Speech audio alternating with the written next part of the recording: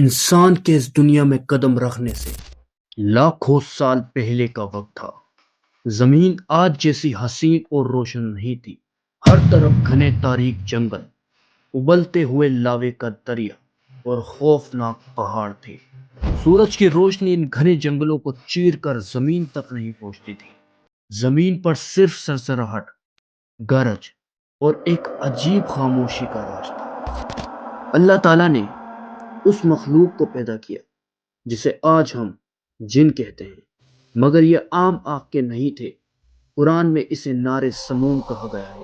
ایسی آگ جو بغیر دھوئیں کے ہوتی ہے، جو جسم کے اندرونی حصے تک کو جلا کر راکھ کر دیتی ہے۔ جنات سے بھی پہلے زمین پر کچھ اور مخلوقات رہتی تھیں جنہیں تاریخ میں ہن و بن کہا گیا ہے۔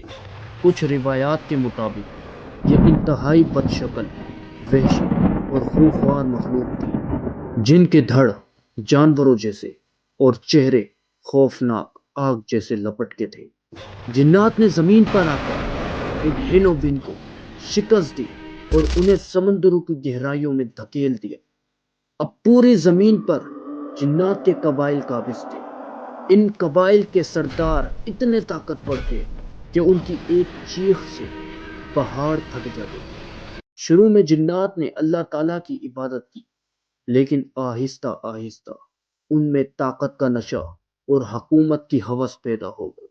زمین کے وسیع و عریض علاقوں پر قبضے کے لیے جنات کے قبیلے آپس میں دشمن بن گئے۔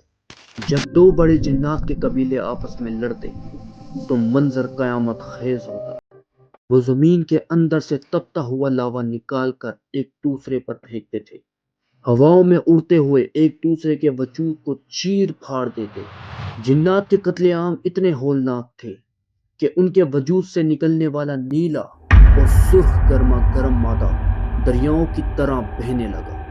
زمین پر بدبو اور وحشت کا ایسا غلبہ ہوا کہ آسمان پر فرشتے بھی زمین کی طرف دیکھنے سے گھبراتے تھے۔ صدیوں تک یہ سلسلہ چلتا رہا۔ ماں اپنے بچوں کو کھا جاتی تھی اور قبیلے کے سردار اپنے ہی لوگوں کا جسم جلا کر ان کی راکھ ہوا میں اڑاتے تھے۔ اللہ کے بنائے گئے قوانین کو پامال کر دیا گیا۔ زمین چیخ رہی تھی، مگر جنات کا ظلم رکنے کا نام نہیں لے رہا تھا۔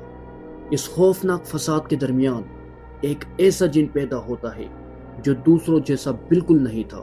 اس کا نام تھا عزازیل۔ اس نے دیکھا کہ اس کی قوم تباہی کی طرف جا رہی ہے۔ عزازیل نے ان تمام فسادوں سے الگ ہو کر پہاڑوں کی چوٹی دریافت کی۔ اس نے صدیوں تک ایسی عبادت کی جس کے تصور آج تک کسی نے نہیں کیا تھا۔ اس کا ہر ایک سجدہ 100 سال لمبا ہوتا تھا۔ اس کا علم اتنا بڑھ گیا کہ وہ ہر چیز کی حقیقت سے واقف ہو گیا۔ عزازیل کی اس دیوانگی اور عبادت کو دیکھ کر اللہ نے فرشتوں کو حکم دیا کہ اسے آسمانوں پر اٹھا لیا جائے۔ جب عزازیل آسمان پر گیا تو وہ فرشتوں کے درمیان رہنے لگا۔ وہ انہیں درس دیتا تھا۔ فرشتے اسے سلطان الملائکہ یعنی فرشتوں کا سلطان کہہ کر پکارتے تھے۔ جب زمین پر فسادی جنات نے ظلم کی ہر حد پار کر دی تو اللہ کا غضب نازل ہوا۔ اللہ نے فرشتوں کو ایک عظیم لشکر کا حکم دیا کہ زمین کو ان فسادیوں سے پاک کر دو۔ اس لشکر کا کمانڈر کوئی اور نہیں بلکہ عزازیل خود تھا۔ وہ لشکر لے کر زمین پر اترا۔ اس کے دل میں اپنی قوم کے لیے کوئی رحم نہیں۔ اس نے اور فرشتوں نے مل کر چن چن کر فسادی جنات کا قتل کیا۔ جو بچے وہ سمندروں کے جزیروں اور سنہرا پہاڑوں کے پیچھے چھپ گئے۔ عزازیل نے پوری زمین پر فتح حاصل کر لی، لیکن یہی فتح اس کے زوال کا سبب بنی۔ زمین پر فتح حاصل کرنے کے بعد عزازیل کے دل میں ایک ایسی خوفناک بیماری نے جنم لیا جس نے اسے ہمیشہ کے لیے تباہ کر دیا۔ تکبر۔ اس نے سوچا، مجھ جیسا عابد کوئی نہیں، میری وجہ سے زمین پاک ہوئی ہے، میں ہی سب سے افضل ہوں۔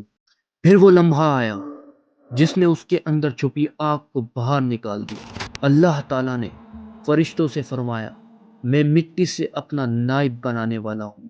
اللہ نے زمین کی مختلف جگہوں سے مٹی جمع اور حضرت آدم علیہ السلام کا پتلا بنایا۔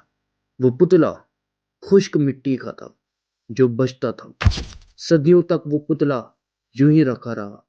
عزازیل اس پتلے کے پاس جاتا، اس پر تھوکتا اور اس کے منہ کے راستے داخل ہو کر اس کے پیٹ سے نکل جاتا اور کہتا، تو اندر سے خالی ہے، تیری کوئی حیثیت نہیں۔ اگر مجھے تجھ پر اختیار دیا گیا تو میں تجھے تباہ کر دوں گا۔ جب اللہ نے حضرت آدم علیہ السلام کے پتلے میں روح پھونکی اور وہ زندہ ہوئے تو اللہ نے انہیں وہ علم سکھایا جو فرشتوں کے پاس بھی نہیں تھا۔ پھر پوری کائنات کے سامنے اللہ نے حکم دیا، آدم کو سجدہ کرو۔ ایک لمحے کے لیے پوری کائنات رک گئی۔ حضرت اسرافیل علیہ السلام، حضرت میکائیل علیہ السلام، حضرت جبرائیل علیہ السلام سمیت ہر فرشتہ مٹی کے بنے آدم کے آگے سجدے میں گر گیا، لیکن ایک شخص کھڑا رہا، وہ تھا عزازیل۔ اس نے اپنے سر کو اوپر اٹھایا، اس کی آنکھیں غصے سے لال ہو چکی تھی۔ اللہ نے پوچھا، تجھے کس چیز نے روکا کہ جب میں نے حکم دیا تو نے سجدہ نہیں کیا؟ عزازیل نے اپنی صدیوں پرانی عبادت، اپنا رتبہ اور اپنا علم سب بھلا دیا۔